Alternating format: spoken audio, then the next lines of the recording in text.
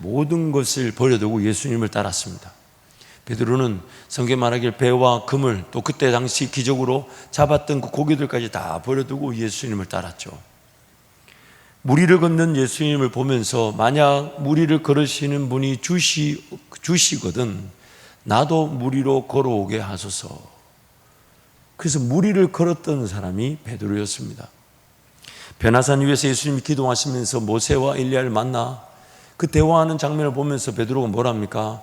초막셋을 질 때 하나는 모세를 위하여, 하나는 엘리야를 위하여, 하나는 주를 위하여 지으면 좋겠습니다. 많은 무리가 먹을 때는 또 마실 때는 예수님을 왕으로 세우려고 하다가 예수님의 말씀을 다 이해하지 못하고 이 말씀이 너무 어렵다라고, 그래서 그 무리들이 예수님의 어려운 말씀 앞에 다 뿔뿔이 흩어지고 사라질 때 예수님이 제자들에게 묻죠. 너희도 나를 떠나려고 하느냐? 그제 제자들이 뭐라고 합니까? 특히 베드로가 이렇게 얘기했어요. 영생의 말씀이 여기 있는데 우리가 어디로 가겠습니까? 멋있지 않아요? 멋있죠. 심지어 예수님께서 십자가 고통 당하시기 전날 제자들에게 이렇게 얘기하셨어요. 너희가 나를 버리고 다 흩어지게 될 것이다. 예수님의 그 십자가 사건으로 인해서 제자들이 다 버리고 예수님 버리고 흩어지게 될 것이다 하니까 베드로가 요한복음 마태복음 26장에서 이렇게 고백합니다. 우리 함께 우리 고백처럼 한번 선포해 봅니다. 시작. 베드로가 대답하여 이르되 모두 주를 버릴지라도 나는 결코 버리지 않겠나이다. 예수께서 이르시되 내가 진실로 내게 이르노니 오늘 밤 다 굴기 전에 내가 3번 나를 부인하리라. 베드로가 이르되 내가 주와 함께 죽을지언정 주를 부인하지 않겠나이다 하고 모든 제자도 그와 같이 말하니라. 모두 버리고 흩어지게 될 거다 하니까 베드로가 모두 주를 버릴지언정 나는 주를 버리지 않겠습니다. 또 이어서 내가 죽으면 죽었지 예수님 절대 거절하지 않겠습니다 라고 말하던 그날 밤에 3번 부인하고 말았어요. 그렇게 강하게 결단하듯 선포했던 그 말, 그날 밤에 예수님을 3번 부인하고 말았습니다. 다른 복음서에서와 다르게 이 요한복음에서는 예수님의 부인 장면, 우리가 읽었던 요한복음 18장에서의 부인 장면을 좀 더 자세하게, 그리고 어떤 관점에서 제시하냐면 그렇게 부인할 만한 위협적인 상황이 아니었다라고 보여주고 있습니다. 지금 예수님이 대제사장의 무리에게 잡혀서 대제사장의 뜰에 서셨어요. 그리고 베드로와 함께 또 다른 제자, 신학자들은 이 사도 요한일 것이다 라고 표현합니다. 왜냐하면 요한복음을 보면 사도 요한은 자기가 개입된 사건들마다 자기 이름을 직접 제시하지 않았어요. 그래서 대표적으로 쓰는 자기 자신에 대한 표현이 예수의 사랑하시는 제자, 뭐 이렇게 자기를 표현했는데 그 또 다른 제자와 베드로가 그 대제사장의 뜰에 들어갈 수 있었다는 거예요. 근데 그 들어갈 수 있었던 이 이유가 뭐냐면 또 다른 제자가 대제사장과 아는 사이다 보니까 미리 사전에 어떤 논의를 통해서 아무나 들어갈 수 없는 그 대제사장의 뜰에 들어갈 수 있었고, 그래서 대제사장과 아는 제자가 들어가면서 또 다른 제자, 즉 베드로를 데리고 들어간 겁니다. 그래서 그 문 지키는 여종이 이제 문 지키고 있는데 어떤 제자가 이미 손을 다 써놨기 때문에 대제사장이 들어가면서 베드로를 데리고 들어가는데 문을 지키는 여종이 물은 거예요. 너도 저 예수의 제자 중 한 사람이 아니냐? 너도란 말은 누구를 얘기하는 걸까요?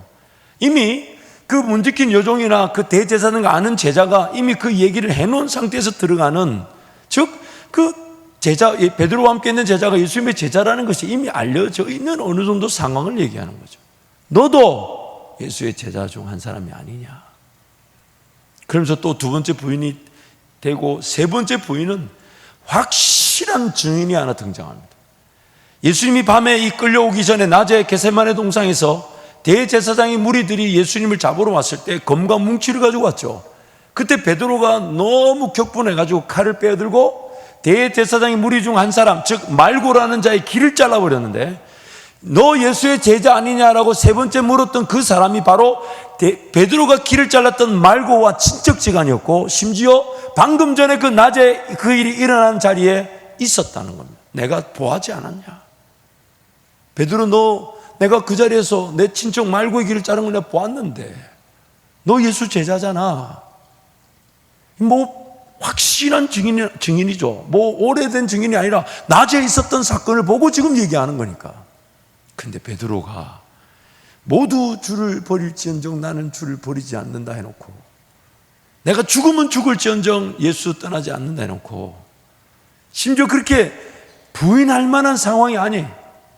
이미 다른 제자에게 예수의 제자라는 게 알려졌고, 이미 자기가 낮에 행했던 일에 증인된 사람이 자기에게 증인으로 물어보는데도 그것을 기어이 부인하고 말았다는 겁니다. 분명히 그 고백이나 마음은 진심이었을 겁니다. 그렇지만 베드로의 영적 상태나 수준은 예수를 부인하고야 말았다는 것입니다. 그런데 오늘 중요한 내용이 등장합니다. 베드로가 그리고 다른 제자들이 예수님을 부인하고 떠날 것을 예수님은 다 아셨다는 겁니다. 심지어 베드로의 이 대제사장의 뜰에서 예수님이 지금 고문당하고 막 때리고 핍박받는 중에도 예수님의 시선은 지금 3번 부인하고 있는 베드로에게 향하고 있었다고 성경이 말합니다. 누가복음 22장 61절 62절 우리 함께 선포하겠습니다. 주께서 돌이켜 베드로를 보시니 베드로가 주의 말씀 곧 오늘 닭 울기 전에 내가 3번 나를 부인하리라 하심이 생각나서 밖에 나가서 심히 통곡하니라. 베드로가 지금 3번 부인하는 그 장면을 예수님은 직접 알고 계셨고 다 보고 계셨다는 거예요. 다 보고 계셨다. 예수님은 베드로의 실패와 실수 그리고 죄악을 아셨을 뿐만 아니라 다 지켜보고 계셨던 것입니다. 미리 아셨고 또 예언까지 하셨고, 더 나아가서 그런 실수 실패 그럼에도 불구하고 베드로를 그리고 그 제자들을 끝까지 하나님은 지켜보고 계셨다는 겁니다. 베드로에게 주님이 분명히 말씀하셨어요. 누가복음 22장 28절 32절 말씀 우리 함께 선포하겠습니다. 너희는 나의 모든 시험 중에 항상 나와 함께한 자들인즉 내 아버지께서 나를 내게 맡기신 것 같이 나도 너희에게 맡겨 너희로 내 나라에 있어 내 상에서 먹고 마시며 또는 보좌에 앉아 이스라엘 12지파를 다스리게 하려 하노라. 시몬아 시몬아 보라 사탄이 너를 밀가부듯 하려고 요구하였으나 그러나 내가 너를 위하여 내 믿음이 떨어지지 않기를 기도하였노니 너는 돌이킨 후에 내 형제를 굳게 하라. 예수님은 시몬 베드로가 3번 부인할 것을 알고만 계신 것이 아니라 또한 심지어 기도까지 하셨대요. 근데 그 기도가 마음에 안 들어요. 별로 아멘하고 싶지 않아요. 이런 거요. 베드로야, 내가 너 3번 부인할 줄 알아. 그래서 내가 기도했어. 그리고 우리가 바라는 기도가 뭐냐면, 내가 너 예수의 제자 아니냐고 말하는 그 새 놈을 내가 정리해 놨어. 너한테 질문이 안 들어올 거야. 그래서 너 부인 안 하게 될 거야. 참 말하면서도 어색하다, 그죠? 제가 말하면서도 우리 하나님이 그렇게 일하시지 않는다는 걸 너무 잘 알아요. 근데 하나님, 예수님 뭐라고 기도하셨냐? 베드로야, 너 3번 부인할 걸 내가 아는데 너 부인하게 될 거야. 근데 너 3번 부인할 때 하나님이 너를 보호해 주실 거야. 그리고 보호함을 받고 돌이킨 다음에는 내 형제를 굳게 하거라. 이렇게 얘기하셨다. 왜냐하면 방금 읽었던 말씀대로 예수님도 우리를 위한 모든 구원의 역사에 그 모든 과정을 하나도 회피하거나 도망가지 않으시고 다 감내하셨다는 겁니다. 피하지 않으셨다는 것. 하나님 나라 관점에서 볼 때는요, 뭐든지 심겨지면 반드시 열매를 거두게 됩니다. 그것이 육신을 위하여 잘못 심어진 것도 육신의 열매를 거두게 되고요, 성령을 위하여 심은 건 당연히 성령의 열매를 거두겠지만, 그러므로 우리 삶에 일어나는 모든 것들은 너무너무 안타깝게도 우리 죄, 즉 우리가 심었던 일입니다. 세상에 심겨져 있는 일들입니다. 하나님을 배반하고 배신해서 심겨져 있는, 그래서 그 악순환이 악한 열매들을 계속 맺고 있고, 그 악한 열매들이 결국 우리 삶에 직접적인 혹은 간접적인 고통과 아픔을 만들고 있는데, 우리 예수님이 그 세상을 구원하러 오셨을 때 그 세상에 일어난 모든 죄악의 상황들, 심지어 고통과 어려움을 다 아시면서도 아시는 그 길을 다 감내하며 가셨고, 또한 감내하며 걸어갈 우리와 함께 하셔서 우리로 하여금 그 길을 또 다 감내하도록 도와주신다는 거예요. 그리고 그 감내가 다 되고 나면 우리가 예수와 함께 이 땅을 차지하고 정복하고 다스리게 되는 하나님 나라를 세우는 제자로 살아가게 된다는 것입니다. 한번 그래서 적용해 볼게요. 베드로에게 너 이런 일이 일어날 거야. 그런데 일어나지 않도록 내가 다 기도해서 막아놔서 하는 것과 베드로야 너 이런 일이 일어날 거지만 그래서 너 기어이 죄짓고 쓰러지겠지만 그 하나님이 너를 붙들어 주셔서 세워주시면 네가 돌이켜 형제를 굳게 하게 될 것이다 하는 것과 어느 것이 우리에게 더 필요한 걸까요? 죄송합니다. 좀 어려운 것 같아요. 참 여러분의 목사님이 기도 많이 하셔야 돼요. 제 주특기가 어려운 건, 쉬운 거는 어렵게 만들고 어려운 건 쉽게 하는 특성이 있어요. 자, 다시요. 베드로에게 혹은 저와 여러분에게 두 가지 선택사항이 있다면 어느 게 필요할까요? 베드로가 죄 지을 줄 아시고 죄를 짓지 않도록 죄 위기 상황을 없애주는 것과 죄 지을 걸 아셨고 그래서 죄 지을 수밖에 없는 그 자리를 지켜보고 계셨다가 기어 위로하고 격려하여 죄 짓고 난 다음에 굳게 하시는 것, 어느 것이 우리에게 더 필요할까요? 물론 이 상황은 하나님 원래부터 계획하신 게 아니에요. 우리 죄 때문에 나타난 상황인데 어느 것이 진짜 우리를 더 굳게 만들까요? 여러분, 신앙의 최고의 5.56, 5회 최고의 신앙의 장애물은 뭔지 아십니까? 환난과 핍박과 고통과 고난이 없이 평안하고자 하는 것. 예수님 분명히 뭐라고 얘기하십니까? 너희가 세상에서 환난을 당하나 담대하라, 내가 세상을 이기었노라. 그런데 어느 순간 내 신앙이 뭔가 문제가 일어나지 않기를 안전을 추구하고 내 삶을 좀 미리 보호하고 예방하고 내 삶을 붙들기 위해 살아가고 있다는 겁니다. 물론 감히 누가 고난과 고통이나 환난을 자처하고 그것을 사모할 그런 능력 있는 사람 어디 있겠습니까?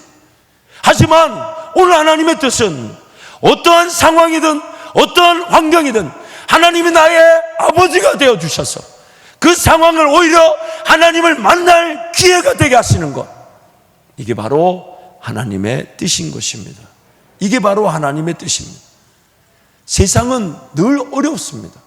아니, 평균적으로 얘기하는 게 아니에요. 여러분, 개개인의 삶에 비교해 보세요. 경제적인 여건이나 사회적인 여건, 내 개인, 내 가정에 안 어려웠던 적이 있습니까? 평안하다고 할 만한 적이 있습니까?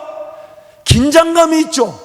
정말 오늘도 하나님 먹여주셨는데 내일도 먹여주실까? 그 긴장이 살아갑니다. 그러나 감사한 것은 그 긴장이 하나님을 찾을 기회가 되고 하나님만을 의지할 기회가 되고 하나님을 온전히 예배할 기회가 되죠. 그러면서 점점점 우리의 신앙이 무엇으로 굳세게 됩니까? 무엇으로 굳세게 됩니까? 외부 환경의 어려움이나 아픔이나 고통이나 고난, 거기에 내 신앙이나 내 삶이 좌우되는 것이 아니라 하나님이 나와 함께하고 계시기에, 하나님께서 나와 함께하고 계시기에 그 하나님을 의지하는 것으로 더 신앙다워지는 것입니다. 그래서 지금 우리의 모든 당하는 일들은 다 하나님의 목적이 있습니다. 그리고 하나님은 아셨을 뿐만 아니라 그것을 지켜보고 계시며 또한 우리를 위해 기도하고 계신 것입니다. 히브리서 7장 24절 25절 말씀 함께 선포합니다. 예수는 영원히 계심으로 그 제사장 직분도 갈리지 아니하니라. 그러므로 자기를 힘입어 하나님께 나아가는 자들을 온전히 구원하실 수 있으니 이는 그가 항상 살아계셔서 그들을 위하여 간구하심이라. 항상 살아계셔서 나를 위해 간구하고 계신 것이, 심지어 내 안에서 이제 마치 전을 지어가듯 삶을 인도하시고 이끌어가실 성령 하나님도 뭐하고 계시냐? 기도할 줄 모르는 나를 위해 간구하고 계신다고. 로마서 8장 26, 27절 함께 선포합니다. 이와 같이 성령도 우리의 연약함을 도우시나니 우리는 마땅히 기도할 바를 알지 못하나 오직 성령이 말할 수 없는 탄식으로 우리를 위하여 친히 간구하시느니라. 마음을 살피시는 이가 성령의 생각을 아시나니 이는 성령이 하나님의 뜻대로 성도를 위하여 간구하심이라. 우리 성자 하나님과 성령 하나님의 그 역할이 얼마나 감사한지 몰라요. 성자 하나님은 우리의 죄 때문에 마지막 그 끝에, 즉 가룟 유다처럼 엉뚱한 선택으로 삶이 끝날까봐 최후방에 서서 우리를 막아내고 계신 거예요. 지금도 항상 살아계셔서 대제사장적 구원의 기도를 드리심으로 우리가 보호를 받고 있고, 성령 하나님은 어떻게든 그 여전히 남아있는 죄성이 우리를 지배하지 못하도록 우리를 지금 이끌어 가시는데, 그를 위해 우리를 위해 간구하신다는 거예요. 마땅히 빛발을 알지 못한 우리를 위해 친히 간구하시는 성령 하나님, 그 기도로 우리는 구원을 받았고, 그 기도로 우리는 죄와 싸워 이기는 자로 훈련 통해 빚어져 가고 있는 것입니다.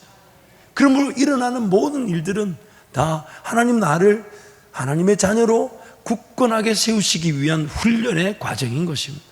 훈련의 과정인 것입니다. 훈련의 과정인 것입니다. 그럼 베드로, 정말 하나님께서 그렇게 예수님께서 기도한 대로 이제 형제를 굳건하게 됐는데, 그 굳건한 베드로의 모습 중에서 정말 인상적인 모습 하나를 나누고 말씀을 정리하려고 합니다. 사도행전 12장 1절에서 12절, 베드로가 옥에 갇힌 장면인데 한 절씩 교독하겠습니다. 그때 헤롯 왕이 손을 들어 교회 중에서 몇 사람을 헤아려 하여 요한의 형제 야고보를 칼로 죽이니 유대인들이 이 일을 기뻐하는 것을 보고 베드로도 잡으려 할세 때는 무교절 기간이라 잡음의 옥에 가두어 군인 넷씩인 네 패에게 맡겨 지키고 유월절 후에 백성 앞에 끌어내고자 하더라. 이에 베드로는 옥에 갇혔고 교회는 그를 위하여 간절히 하나님께 기도하더라. 헤롯이 잡아내려고 하는 그 전날 밤에 베드로가 두 군인 틈에서 두 쇠사슬에 매여 누워 자는데 파수꾼들이 문 밖에서 옥을 지키더니 호련히 주의 사자가 나타나며 옥중에 광채가 빛나며 또 베드로의 옆구리를 쳐 깨워 이르되 급히 일어나라 하니 쇠사슬이 그 손에서 벗어지더라. 천사가 이르되 띠를 띠고 신을 신으라 하거늘 베드로가 그대로 하니 천사가 또 이르되 겉옷을 입고 따라오라 한대 베드로가 나와서 따라갈새 천사가 하는 것이 생시인 줄 알지 못하고 환상을 보는가 아니라. 이에 첫째와 둘째 파수를 지나 시내로 통한 세문에 이르니 문이 저절로 열리는지라 나와서 한 거리를 지나매 천사가 곧 떠나더라. 함께 갑니다. 이에 베드로가 정신이 들어 이르되 내가 이제야 참으로 주께서 그의 천사를 보내어 나를 헤롯의 손과 유대 백성의 모든 기대에서 벗어나게 하신 줄 알겠노라 하여 깨닫고 마가라는 요한의 어머니 마리아의 집에 가니 여러 사람이 거기에 모여 기도하고 있더라. 베드로가 이제 감옥에 갇혔어요. 사실 이건 두 번째 감옥에 갇힌 거죠.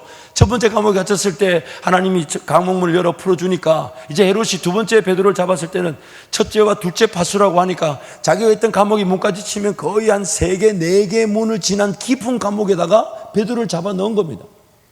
또한 베드로가 쉽게 풀어나지 못하도록 16명의 군인을 넷씩 짝을 줘서 파수를 지키게 하고, 자기 있는 그 감옥에는 앞에는 두 사람이 지키고 안에는 베드로가 쇠사슬을 찾는데 옆에 누워 자게 만든 겁니다. 상황으로 치자면 완전히 이게 벗어날 수 없는 상황이 되어버렸어요. 그런데 베드로가 지금 뭐 하고 있습니까? 지금 베드로가 뭐 하고 있습니까? 잠을 자고 있어요. 왜 제가 이거를 오늘 여러분에게 소개하기를 원하냐면, 사실 지금 잠을 잘 만한 상황이에요, 아니에요? 감옥이라는 것도 그렇지만 방금 전에 복음을 전하던, 자신과 복음을 전하던 야고보가 칼에 죽는 걸 봤습니다. 자신도 이제 죽을 기간이에요. 무교절이라는 기간이, 명절이 지나고 나면 자기도 이제 죽어야 돼요. 방금 전에 복음을 같이 전하던 야고보가 칼에 죽임을 당하고 자기가 지금 감옥에 잡혀갔어요. 근데 지금 양옆에 군사가 앞에도 섰고 자기가 누워있는 그 자리에도 같이 누워가지고 자기를 지키고 있어요. 모든 것이 쇠사슬이 자기를 얽매이고 있어요. 근데 잠을 자고 있어요. 얼마나 고나게 잤는지 호련한 광채가 쫙 비치면서 천사가 나타나서 베드로야 하면 벌떡 일어나는데 못 알아들어요. 그러니까 천사가 어떻게 했다고요? 어떻게 했다고요? 그 영적인 존재가 베드로 뭐 쳤다고요? 옆구리를 쳤어요. 자다가 갑자기 옆구리 받고 뭐고? 그 벌떡 일어나니까 천사가 가자. 그 뭐 이렇게 나오지 않습니까? 꿈인지 생신지. 그러면서 이제 가는데 쇠사슬이 자연스럽게 착 풀어지고. 그리고 얼마나 잠에 취했는지 천사가 이런 말도 합니다. 야, 겉옷은 들어야지. 겉옷은 들어야지. 이게 지금 뭔지 모르는 거예요. 그래서 뭐 겉옷 들고 앞에 아무리 많은 군사가 지키고 있고 파수가 몇 개가 있든지 간에 아무 문제가 되지 않아. 베드로의 이 장면을 저는 보면서, 물론 다른 여러 기적들도 대단하고 정말 그 한 번의 설교로 교회가 시작되는 그것도 놀라운 일이지만, 베드로 개인의 이 모습에서 제일 저는 이 부분이 인상 깊었어요. 무엇이 베드로와 하여금 이렇게 잘 수 있도록 만들었을까? 삶을 포기한 걸까요? 아니죠. 그럼 이 베드로의 깊은 잠은 뭐라고 해석해야 될까요? 베드로가 3번 부인하고 쓰러지고 넘어졌지만 하나님 은혜로 성령 충만을 받고 다시 세워졌을 때 베드로가 배운 것이 있습니다. 그게 뭐냐면, 어떤 일이, 그리고 무슨 일이 나에게 닥쳐와도 하나님께서 나를 포기하지 않으신다. 어떤 실수를 하고 어떤 실패를 하고 어떤 죄를 지어도 하나님은 그 실패, 실수, 죄까지도 기억하지 않으시고 나를 포기하지 않으신다. 그렇다면 어떤 일이 나를 어떻게 괴롭히고 나를 어떻게 위협한다 해도 그게 하나님 그분께는 다 영광의 들러리들에 불과한 것입니다. 여러분, 상황이 점점점 어려워질 수 있습니다. 경제적 위기 더 심각해질 수 있습니다. 개인의 어떤 직장의 일터에 문제가 더 어려워질 수 있습니다. 잊지 마세요. 하나님의 일하심이 더 큰 영광의 기회가 될 것입니다.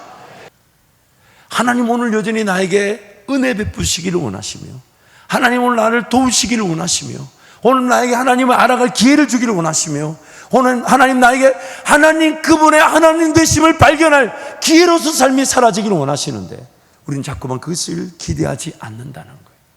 그게 바로 죄라는 것입니다. 그러므로 오늘 우리의 삶의 초점은 뭐가 되어야 되겠습니까? 뭐가 되어야 되겠습니까? 어떤 일이 일어나든지 간에 하나님을 신뢰하십시오. 하나님을 신뢰하십시오. 하나님이 결코 포기하지 않으십니다. 반드시 도우실 것입니다. 반드시 인도해 주실 것입니다. 반드시 그것이 더 굳건하게 세워질 기회가 되게 하실 것입니다. 그 놀라운 은혜를 우리 모든 성도가 누리게 될 것입니다. 그렇기 때문에 우리는 2가지 은혜의 기회가 있다고 그랬어요. 첫 번째는 내 삶을 내가 포기하려고 했을 때 하나님 나를 붙잡아 주시는 은혜.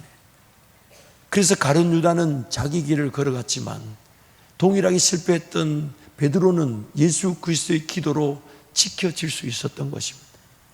내가 내 인생을 포기했다고 내려놓았는데 예수님이 나의 죄를 피로 값주고 사셨다는 주인이시는 이유로 나를 건지시는 구원의 기회. 그 2번째 기회는 뭡니까? 내 인생이 가만히 내버려 두면 하나님 은혜, 그 하나님이라는 안경을 통해 볼 줄 모르니까 하나님께로 달려가고 하나님을 찾고 하나님을 구하게 됨으로써 나를 도우시는 은혜, 그 은혜로 우리는 사라지게 되는 것이죠. 그래서 여러분, 인생이 어려울 때가 바로 주님이 일하실 때입니다. 주님이 일하실 때입니다. 심지어 내가 믿고 열심히 해보자 했을 때 열심히 할 때가 있죠. 그러나 어떨 때는 안 믿어질 때가 있어요. 어떨 때는 기도조차 안 될 때가 있지만 그때가 바로 하나님께서 나에게 믿음을 주실 때인 것입니다. 그래서 여러분, 어렵다 더 어려울 수도 있습니다. 그 어려움을 여러분 걱정하지 마시고, 더 힘들고 어려운 상황은 우리 하나님의 영광이 나타날 때 그 모든 하나님의 영광을 더 빛내줄 그런 재료와 환경이 될 것이니까, 그럴 때일수록 주님도 바라보고 주님도 의지함으로 이 어려움의 때 주와 함께 승리하시기를 축복합니다.